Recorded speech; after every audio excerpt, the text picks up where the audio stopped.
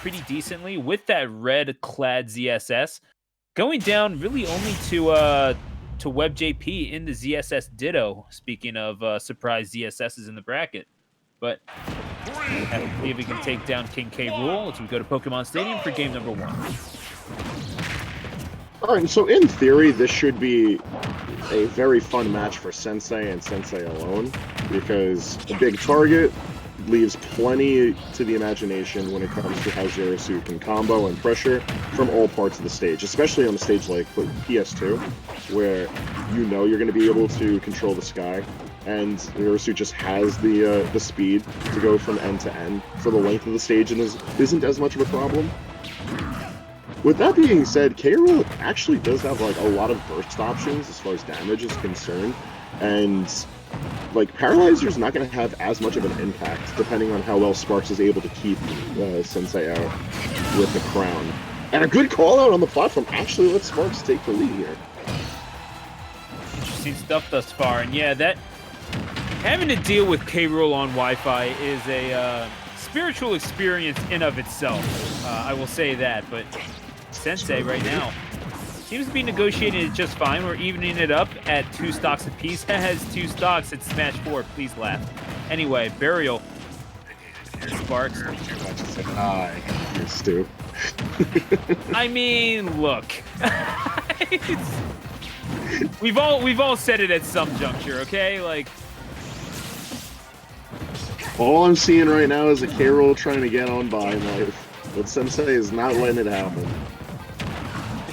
just a good, honest Lizard King. But, Sparx gonna get caught by the boost kick up into the blast zone, not able to DI it, and Sparx might be wanting that one back, and Sensei more than satisfied with how that stock went, sitting at only 43% and only adding on to the pile. Just, okay, you know what? Just raw F smash. See if you can punch the red flipping woman in the face. Why not? I respect the ambition, if nothing else, but I don't know. It seems like Sparx might be running out of ideas, but those grabs. I feel like Forward Tilt would have done a fine job at this point with the percentages at hand. Yeah. Calling out the hops though with the neutral air, definitely good. Like, just anything to tag on that damage and keep Sensei from like getting any ground is where we need to be. But it's not leading up into that up air. No, sir. Oh, you're getting caught on the burial. Interestingly enough, decides to up me out of that. Basically betting that you weren't going to boost kick there. Interestingly, Sparx going to use that tilt to take the stock, sitting at 60%, but this is the problem with being a K. Rool. You are an awful, awful big target, and the times that super armor, or that situational armor does not come through for you, you're kind of in trouble at that point. Speaking of the armor, it worked out just fine over there. These percentages climbing to a point of being even. In fact, Sparx in the lead by a minor amount, but for how long?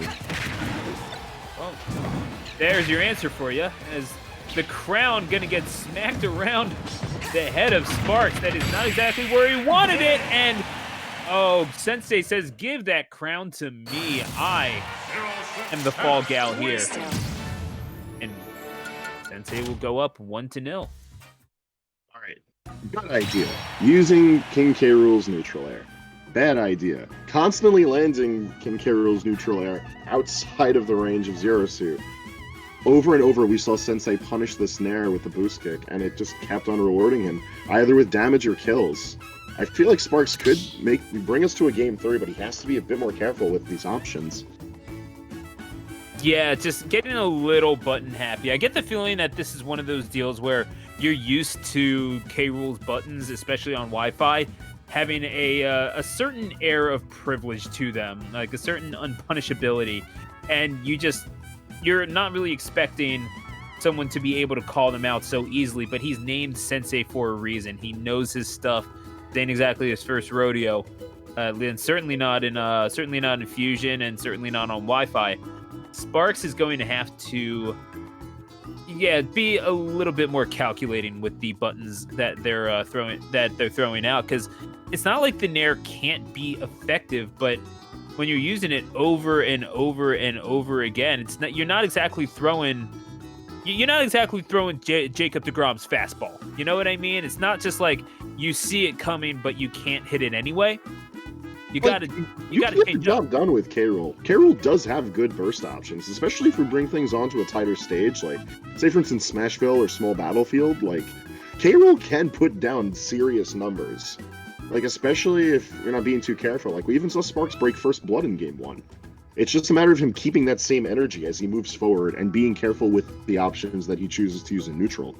K-Rool's a big boy. He leaves a lot to be desired as far as evasion is concerned, but he has moves to consistently reset neutral, and he's willing to play a patient game. We've seen a consistent rotation of throwing the crown and then setting out the cannonball from the blunderbuss. It's just keep that patience. So apparently they are doing a lag test according to Shin. And shout outs to Shin, by the way. FixMySticks.com, whatever the case may be. Do we? Yeah, seriously. Hey, if we have that slide, you can throw it up now. But oh my God, is he actually about to? Gotcha. Well, I'm envisioning it in my mind. If you've watched the Tri-State tourneys for any certain amount of time, you've definitely seen his stuff. And you definitely know Shin if you've gone to these things. So definitely hit him up, fixmysticks.com. But regardless of that, he fixed my controller. I want to thank him for that.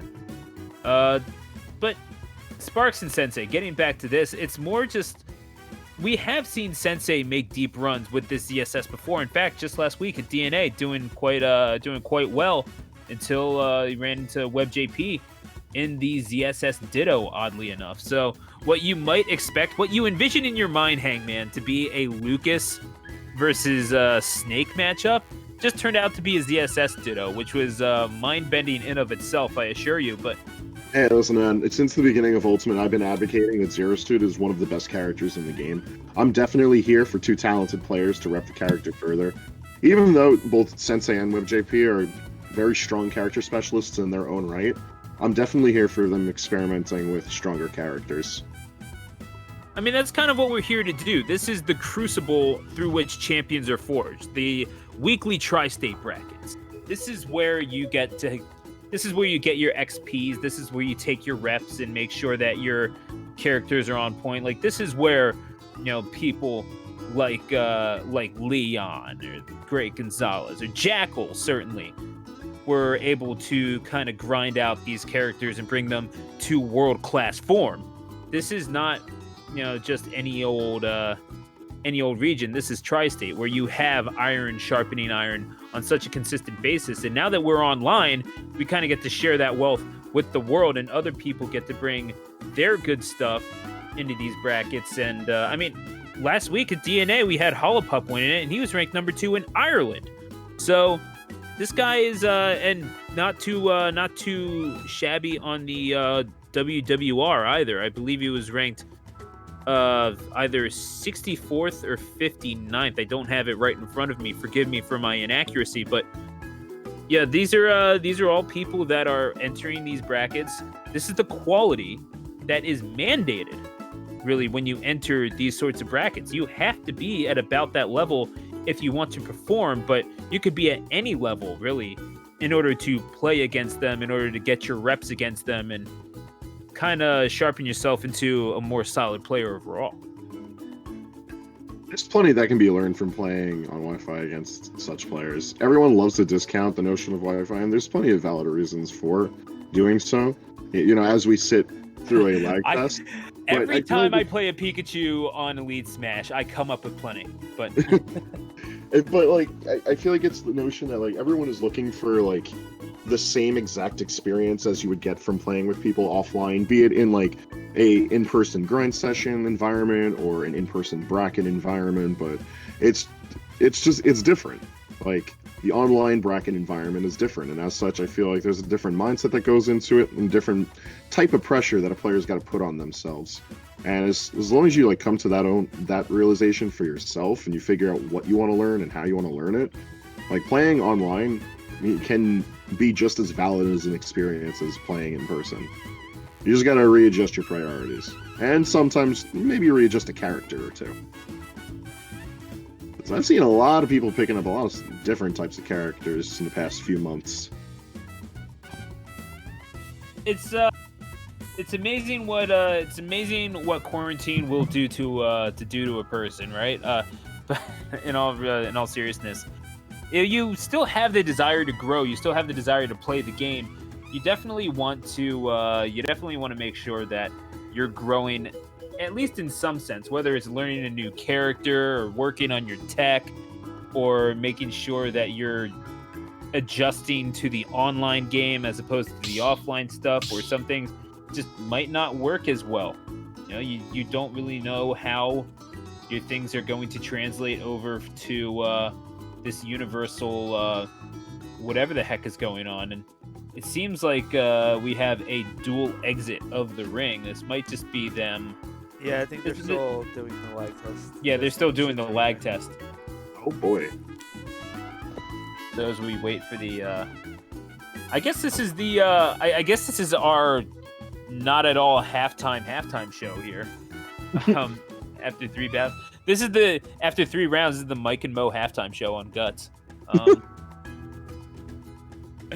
I wish I were as good at Smash as I am with just throwing out random references from mid to late 90s TV shows. Everybody loves a good reference. This is true. I suppose you're right, but it's even better when people get them. I'm not really sure how many people in the chat know what Guts is. So if you have ever seen Global Guts with Mike O'Malley and the referee Mo, definitely make sure to subscribe to Collision Smash if you do, because this is the spiritual successor to Global Guts. Just absolutely no connection whatsoever. But if you remember it, like and subscribe. Oh gosh. Wow, thank you. I feel vindicated. Someone threw it in the chat. Nice. I appreciate that. Yeah, we're just kind of chilling and listening to Tropical Freeze music.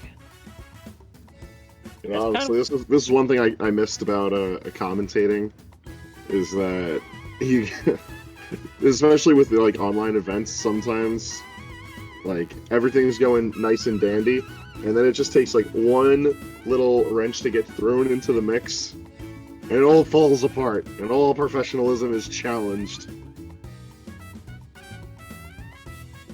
Keeps us on our toes, makes things fun. Hey, it's just how it is. Yeah, there ain't nothing wrong with that. Yeah, I suppose you're right. If I had known that I could have made an entire glass of tea during this time, I probably would have done so, but just sitting here with... Oh, wow, there's still some left in this. There you go. I made tea in a beer stein yesterday, and there's still some left. It's not a bad idea, but I still don't think you should have done it. I recognize that after I picked it up, because the stein itself is actually supposed to keep it cool. Like it's pretty thermally, not really thermally regulated. It just very easily translates heat from the inside over to the outside, and there is a little bit of metal on here. So this we know that metal conducts heat. What did we learn after that, Stu? It gets a little hot. Yeah, it became a little hot to the touch afterwards, I will admit. So thank you for spelling that out for me. I really needed your help with that. Let's see. Oh man. Let's talk more about Nickelodeon game shows. Y'all remember Wild and Crazy Kids? I do not. Yeah. Oh, really? I remember the theme song very clearly. Yeah, exactly. Wild and Crazy Kids. Yeah, exactly. But it's actually apparently not as good looking back on it. Like it's just weirdly shot. That doesn't surprise me. Yeah, it feels more like an unedited video more than anything else. It's probably made on the hella cheap. Say what? Oh, probably- yo, yeah. definitely, Yeah, like- definitely. Like, Definitely had like no money in it, probably. if they even paid Omar Gooding or Donnie Jeffcoat, I'd be shocked. Or what was the other girl? It's like Jessica something, right? Oh, I don't remember. It's been so long. You know what I'm talking about, though, the redheaded Yeah, I think so. girl. I can't remember her name. Whatever. I wonder if they're actually doing anything. Like, what happened to the people from Global? Like, we know Mike O'Malley became an actor. What happened, like Kirk Fogg from Legends of the Hidden Temple? It sounds like an IMDb question. Yeah, you might be right. That's where I'm going right now. You have to remember Legends of the Hidden Temple, Wait, though, there right, was a- Hangman? There was a Yes. TV movie for Legends of the Hidden Temple in 2016. Bull! That doesn't sound real. That's bull. No, that's not real. It is real. 3 siblings who break away from a lackluster temple-torn jungle find themselves immersed in a real-life mission comprised of obstacles that they must complete in order to escape alive. Hello? Oh, What? you... What? I've never heard of this. Is Olmec in it? Let's see. Kirk Fogg's in it. Is he actually? Yeah, he's actually in the movie. Yo, that's wild. Isabella So- Mercedes or Mercedes? If they escaped... Oh my god, you're right. If they escaped, did they win a trip to space camp? Oh, wait a second. Hold on. I'm taking a quick trip to IMDb too to see Legends of the D. Bradley Baker's the announcer? Say what? D. Bradley Baker was the announcer? Like, the announcer, or was he like the Olmec? He was Olmec. I think. Okay, At least he's Olmec in the movie. yeah, I would imagine. Why is Oh yeah, I see it. Yeah, because I thought you were talking about like the announcer, like, you know. Oh, the host. Legend of the Hidden Temple was sponsored by Ratchtech. Oh, that guy. Like, yeah. yeah. Oh, what was the company called? It was like BK Ratch something. It wasn't Skechers.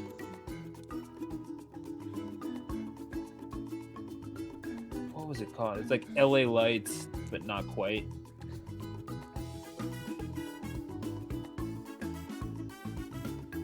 I hope he got all the $50 savings bonds by Nestle Quick or Chef Boyardee or whatever it was.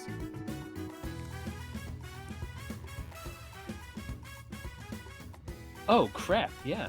D. Bradley Baker really made a voice acting career just voicing like animals. He's on. There's a new Muppet Babies. Oh, it's like a 3D animated show. My baby sister watched it a lot when she was younger. Yo, who did he voice in Overwatch? If I had to take a wild guess, probably Hammond. Oh, okay. I'm looking it up. Oh yeah, Hammond. That's a shot in the dark. Oh, was it really? Yeah. Nice. I love when someone gets pigeonholed for 20 years of their career. Dude, that's the thing. That's legitimately a career. Like, You ever look at someone, you have a conversation with them, and it's like, yeah, you know what? You'd be a great voice for this turtle. Get in the booth. yo, that is Oh, man. that is a goal right there. Are you kidding me? I would love to do that for a living, for my life's work. I would love to have work in general right now. Please hire me. But either way, The mood. yeah. Hey, you know what? We're working out here, but I'm commentating like what 3 out of the 5 days this week, so I'm happy.